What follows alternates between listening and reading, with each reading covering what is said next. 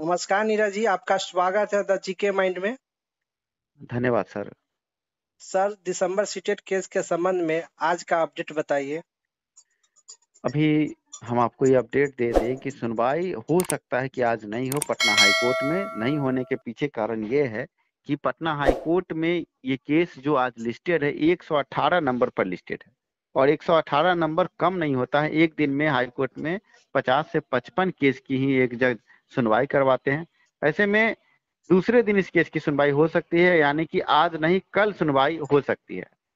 पर संभावना ये भी है कि अब माननीय न्यायाधीश अगर कुछ मेडिकल हो जाए तो आज सुनवाई होगी, और सुनवाई होने के बाद अभ्यर्थियों को बड़ी जीत मिल सकती है, क्योंकि जिस तरह के दस्तावेज और जिस तरह के सबूत हमने कोर्ट केस में प्रस्तुत किए हैं, जीत हमारी है। जी।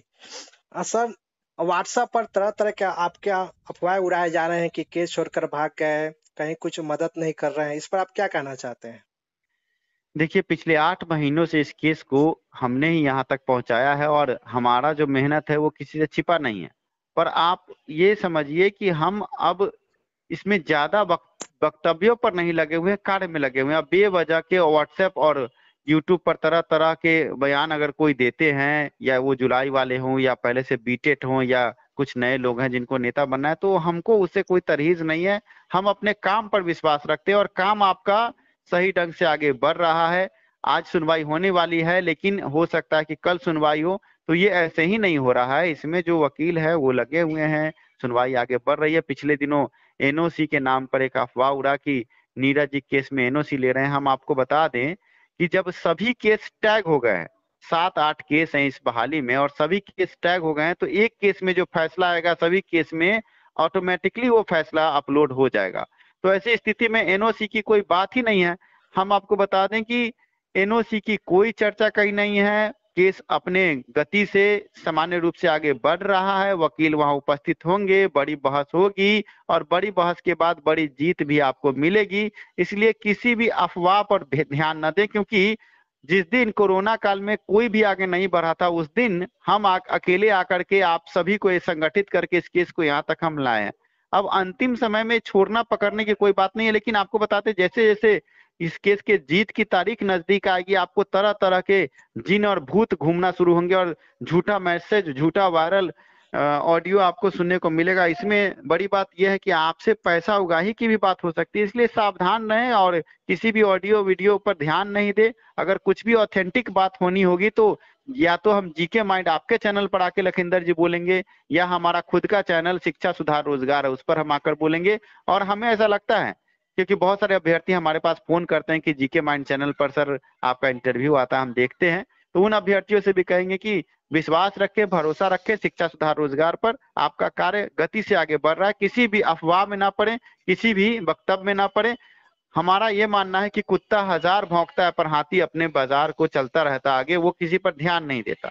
तो हमें अब किसी पर ध्यान नहीं देना है, और छोटे छोटे लोगों के ऑडियो और वीडियो और अफवाहों का अगर हम जवाब देने लगे तो शिक्षा सुधार रोजगार इतना छोटा बैनर नहीं है कि किसी भी अरे गरे इंसान के ऑडियो और वीडियो का जवाब दे। ऐसे में आप अभ्यर्थियों से और जो भी इस केस से जुड़े उनसे हम ये आपके वीडियो के माध्यम से अपील करेंगे कि अफवाहों पर ध्यान नहीं दें।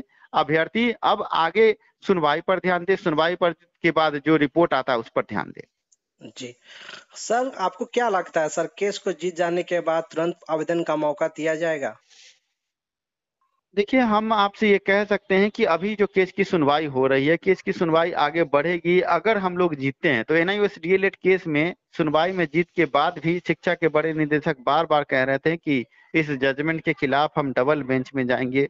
एनसीटीई से इस पर रिपोर्ट मांगी जा रही है, बहुत सारा उसमें गतिरोध होने के बाद अंतिम समय में अभ्यर्थियों के अथक प्रयास के बाद मौका मिला। एनसीटी की तरफ से एक बड़ा लेटर जारी हुआ। तो हम यही बोलेंगे कि घबराइए नहीं। अगर आगे ये अगर आपको जजमेंट मिलता है तो जैसा कि शिक्षा के निदेशक रंजीत कुमार हैं, उन्होंने कहा था कि आप लोग जजमेंट लेकर आए, हम आपको मौका देंगे। अगर वो अपनी बात पर कायम रहते हैं, हालांकि सरकारी विभाग के लोग कहते कुछ है करते कुछ है, क्योंकि पिछले दिनों उन्होंने कहा था कि हमारे पास 35,000 सीट है, आप अभ्यर्थियों को हम 1 जुलाई से 15 जुलाई तक मौका दे देंगे, आप अभ्यर्थी आवेदन कर सकते हैं, सीट बढ़ाकर हम आपको अब मौका दे रहे हैं। पर वो बात कहीं ना कहीं फेल हुआ। बाद में रंजीत जी ने खुद हमसे बातचीत के क्रम में ये कहा कि देखिए हम तो तैयार हैं, पर उच्च अधिकारी उस वक्त आर.के. महाजन थे अपर मुख्य सचिव, उनके द्वारा कहा गया था कि हम मौका नहीं देना चाहते हैं। लेकिन अब नए अपर मुख्य सचिव संजय कुमार हैं, बहुत अच्छे इंसान हैं, और हमें ऐसा लगता है कि अगर हम केस जीत करके जजमेंट लेकर के आते हैं तो हम सरकार पर यह भी दबाव डालेंगे कि इसमें सीट बढ़ाया जाए, क्योंकि अभी भी 2,75,000 बिहार में सीट खाली है शिक्षकों की, और बिहार नंबर 1 है रिक्तियों के मामले में कि इतने शिक्षकों के पद खाली, और नई सरकार भी आने वाली है, और नई सरकार ने ये घोषणा भी की है कि शिक्षक बहाली के संबंध में जो भी गतिरोध है उसको दूर किया जाएगा। तो आप समझिए कि नई सरकार नई ऊर्जा के साथ आपके साथ खड़ी होने वाली है, और एक बड़ा जजमेंट आपको शिक्षा सुधार रोजगार के बैनर तले मिलने वाला है। तो हम यही कहेंगे आपके चैनल के माध्यम से कि अफवाहों में ना पड़े, अपने जिंदगी को देखें। आप जीत रहे हैं, बहुत सारे लोग आपको तंग तबाह करने के लिए तरह तरह के ऑडियो डालते हैं।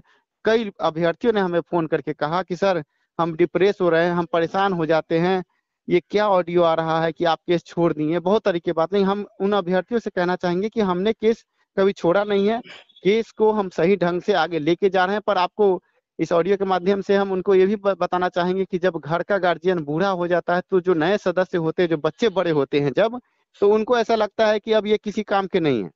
लेकिन बुजुर्गों की अपनी एक अलग पहचान होती है। इस केस में भी वही हुआ है, सबसे पहले मैं खड़ा हुआ, इसके बाद मैंने बहुत सारे लोगों को जोड़ा है, लेकिन अब जो नए लोग जुड़े हैं वो अपने हिसाब से केस को आगे बढ़ाना चाहते हैं। पर जो बारीकियां होती है, जो केस के संबंध में जानकारी होती है, वो आखिरी फैसला तो मैं ही ले रहा हूं, इसलिए घबराइए नहीं। पर बहुत सारे लोग अब तरह तरह की बात करते हैं, उन पर हम नहीं जाएंगे। सब अपना काम कर रहे हैं, आप भी अपना काम करें, जीत आपको मिलेगी। सर क्या नए सरकार बनेगी तो बहाली रद्द होगा, इस पर आपका क्या कहना है? देखिए बहाली रद्द कहीं से नहीं होने वाली है, क्योंकि ये बहाली 2017-16 की बहाली है, और इस बहाली को लेकर के पूरे बिहार में लाखों आवेदन अभ्यर्थी हर जगह कर चुके हैं। अब बहाली रद्द नहीं होगी। अब ये हो सकता है कि इस बहाली में और सीटें जोड़कर आपको मौका दिया जाए, और ये 100% आपके पक्ष में ही आएगा। ये एक बड़ा एक अपॉर्चुनिटी है अभ्यर्थियों के लिए, क्योंकि आप समझ सकते हैं कि बिहार में जिस तरह की स्थिति है, अब ऐसा लगता है कि अगले 10 साल तक फिर बहाली आएगी नहीं, क्योंकि सरकार आर्थिक मंदी का रोना रो रही है। ऊपर से कोरोना काल में आप देख सकते हैं पूरे भारत की अर्थव्यवस्था चौपट है। इसलिए किसी भी तरह हम ये पूरा प्रयास कर रहे हैं कि इस केस को हम लोग जीत करके आगे बहाली प्रक्रिया में जाए, और ये बहाली रद्द नहीं होगी, आपको मौका जरूर से जरूर मिलेगा। थैंक्स नीरज जी। जी धन्यवाद आपका लखिंदर जी कि आपने इतना बड़ा मौका दिया। और अभ्यर्थियों से फिर से हम एक बार कहना चाहेंगे कि किसी भी अफवाह में ना पड़े, किसी भी गलत बयानी में ना पड़े। आपका कार्य बहुत अच्छे तरीके से आगे बढ़ रहा है, जीत आपको मिलने वाली है, कोशिश पूरी है।